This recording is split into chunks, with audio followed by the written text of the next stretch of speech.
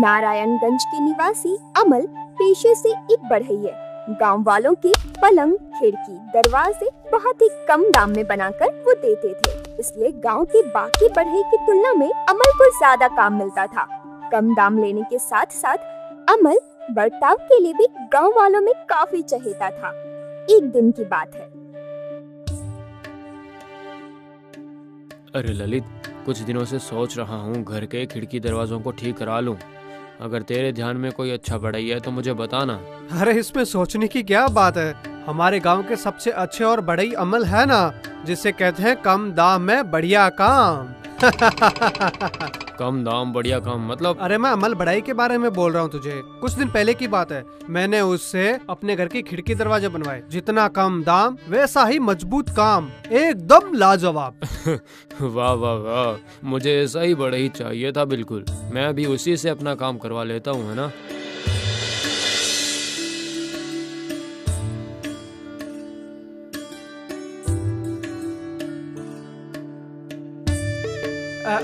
बिरजू भैया नमस्ते, मैं नंदू। वो तो ठीक है, लेकिन तुम हो कौन? दरअसल मैंने सुना है कि आप लकड़ी का काम करवाने के लिए मिस्त्री ढूंढ रहे हैं ना।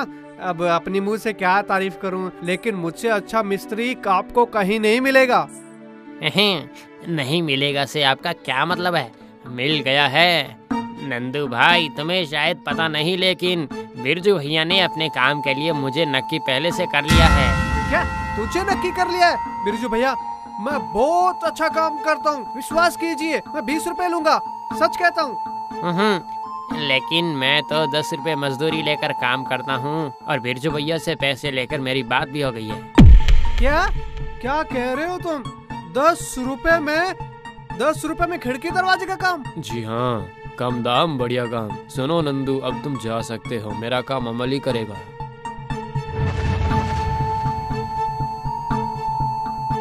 हाँ तो बताइए विजय भैया, काम कहाँ से शुरू करूँ?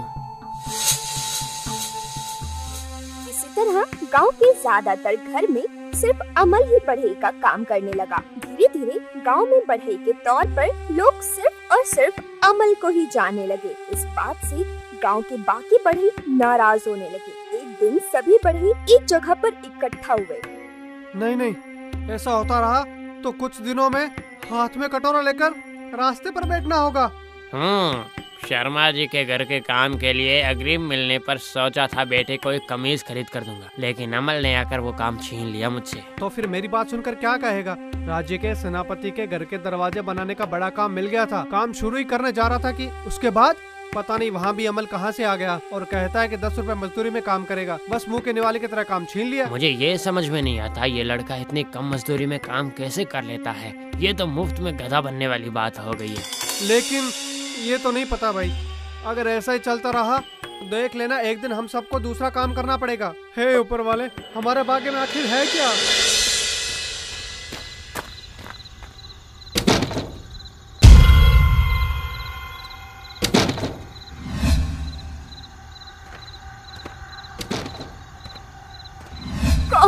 कौन है? अजी उठिए ना, बाहर से कैसी आवाज आ रही है? वो कुछ नहीं है भाग्यवान, चूहा होगा, तुम सो जाओ। नहीं, चूहा नहीं है, घर में कोई घुस आया है जी। कौन है वहाँ पर? जी सुनिए ना, घर में लगता है चोर आ गया है।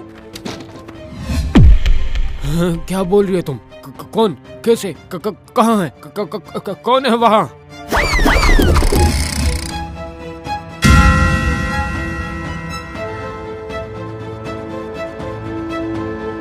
हाय, क्या सर्वनाश हो गया है हमारा। डाकू सब लूट कर ले गए। अलमारी से पैसे, तुम्हारे गहने, कीमती सामान सब कुछ लूट लिया है। हे ईश्वर, ये हमारे साथ क्या हो गया?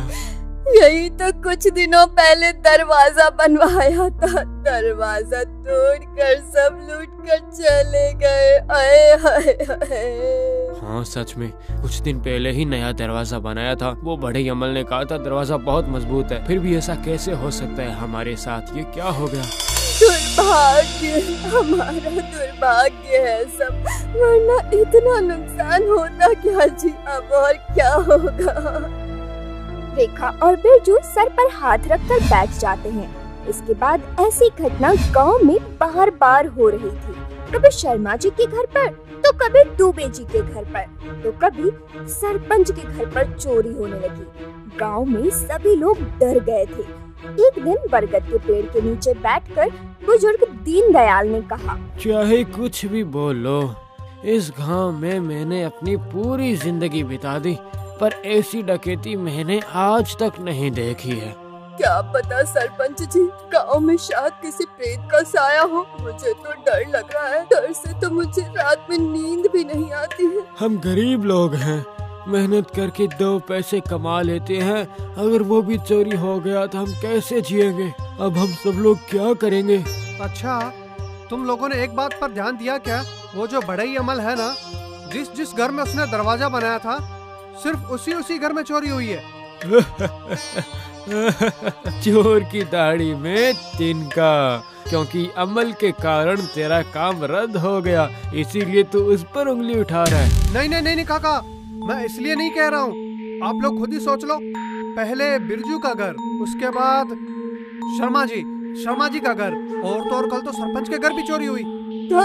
ऐसा हो सकता है क्या? उसने तो कुछ दिनों पहले मेरे घर का दरवाजा भी बनाया। वो तो बहुत अच्छा और गुणी लड़का है। और ऊपर से इतनी कम मजदूरी में काम करता है वो। ए नंदू, तू अमल के बारे में उल्टा सीधा मत बोल। चाहे तुम लोग कुछ भी कह लो, मुझे तो दाल में कुछ काला जरूर लग रहा है। जी महाराज, राज्य में एक नई समस्या आ पड़ी है, अगर आप उस पर थोड़ी नजर डाल देते। कहो मंत्री, अब कौन सी समस्या आ गई हमारे राज्य में? जी महाराज, राज्य में अलग अलग घरों में डकैती हो रही है महाराज।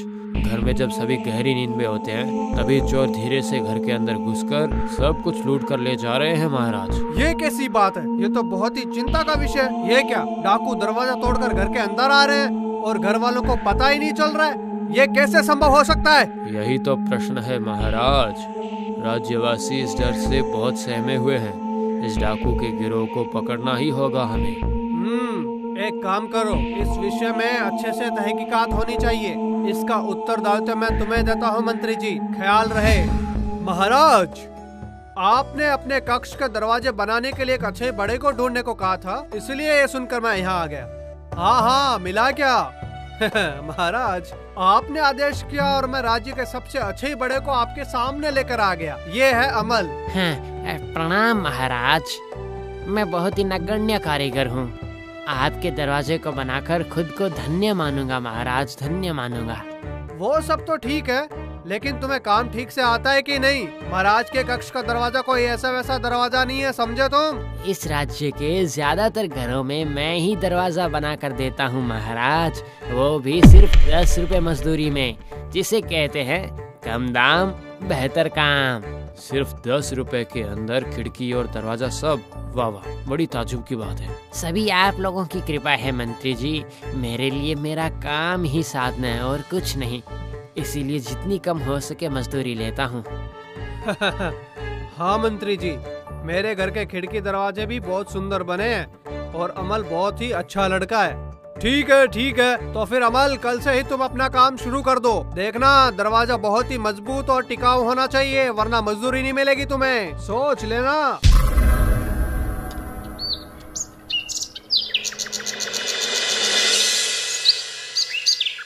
अमल अगले दिन खुशी खुशी अपना काम शुरू कर देता है। कुछ दिनों बाद सेनापति के घर डकैती हो जाती है। इस बात से मंत्री जी भी बहुत परेशान हो जाते हैं। उस दिन बेचैन होकर राजमहल के प्रांगण में मंत्री जी टहल रहे थे। तभी नंदू।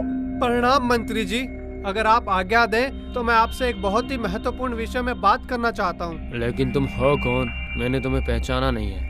आप मुझे नहीं जानते मंत्री जी, मैं इस राज्य का एक साधारण सा बढ़ई हूँ, लेकिन जो बात मैं आपसे कहने आया हूँ वह बात साधारण नहीं है।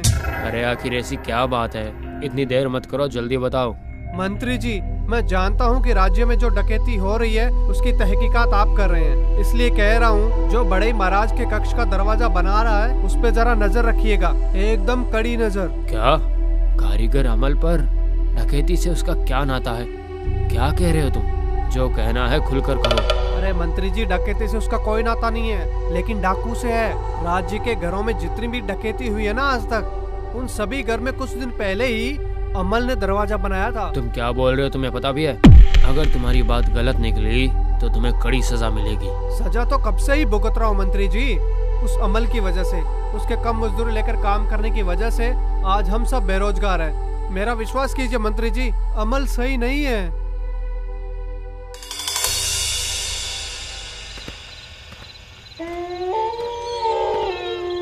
अरे तुम सब लोग ही आ गए, आने में इतनी देरी क्यों कर दी?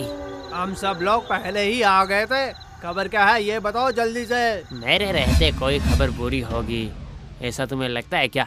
महाराज के कक्ष के दरवाजे के दाहिने तरफ नरम लकड़ी लगाई है, भाले से थोड़ा जोर से लगाने से ही वो अपने आप खुल जाएगा। वाह, महाराज के कक्ष में डकैती, सोच के ही उत्साहित हो रहा हूँ। जितने भी कीमती सामान है सब एकदम सफाचट कर दूंगा। हा हा, क्या बात है। हाँ, पूरा कमरा कीमती सामानों से भरा हुआ है। और हाँ, इस बार मुझे सिर्फ 40 नहीं, पूरे 60% हिस्सा चाहिए। हाँ। क्या 60%? लेकिन क्यों? डकैती करे हम, पकड़े जाए तो फांसी पर भी चढ़े हम, तो फिर तू क्यों इतना ज्यादा हिस्सा लेगा? है? अरे वाह, राज्य के लोगों का भरोसा जीतूं मैं, गधे की तरह काम करके घर का पता लगाऊं मैं, और मेरा हिस्सा ही कम? अब से ऐसा बिल्कुल भी नहीं होगा। तो कुछ ज्यादा ही नहीं मांग रहा है क्या? ये नहीं हो सकता।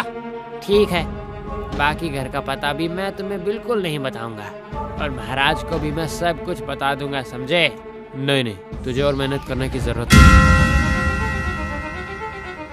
महाराज को जाके मैं खुद ही बता दूंगा। अरे मंत्री जी, आप यहाँ क्या कर रहे हैं? मेरा मतलब मैं वो मंत्री जी, आप एकदम सही वक्त पर आए हैं। ये देखिए ना, ये सब वही डाकू है। ये वही डाकू है? अच्छा।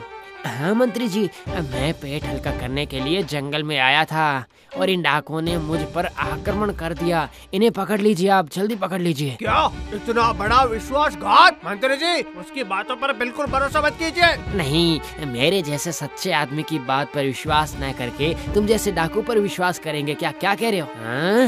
मंत्री जी, उसके कुर्ते में जो जेब बना उसको देखिए आप, उसके अंदर घरों के पते होंगे। जहाँ जहाँ हम लोगों को डकैती करना जाना था ना, उन सब के पते हैं। झूठ झूठ झूठ, ये लोग झूठ बोल रहे हैं मंत्री जी। मुझे इन सब के बारे में कुछ भी नहीं पता। बहुत हुआ अमल, अब चुप हो जाओ। मैंने छुपकर सब कुछ सुन लिया था और मैं बहुत दिन से तुम पर नजर भी रख रहा था, समझे? अब झूठ बोलने का कोई फायदा नहीं है। मंत्री जी, मुझे माफ कर दीजिए, मैं तुम्हारा ऐसा काम कभी भी नहीं करूँगा। इसका विचार महाराज करेंगे। तुम्हारे पाप का घड़ा भर चुका है। सैनिकों, इन सबको महाराज के सामने ले चलो। इसके बाद सैनिक अमल को बांधकर महाराज के सामने पेश करते हैं। महाराज अमल को मृत्यु दंड देते हैं और मंत्री की बुद्धि और हिम्मत के लिए उनसे खुश होकर उन्हें पुरस्कृत करते हैं।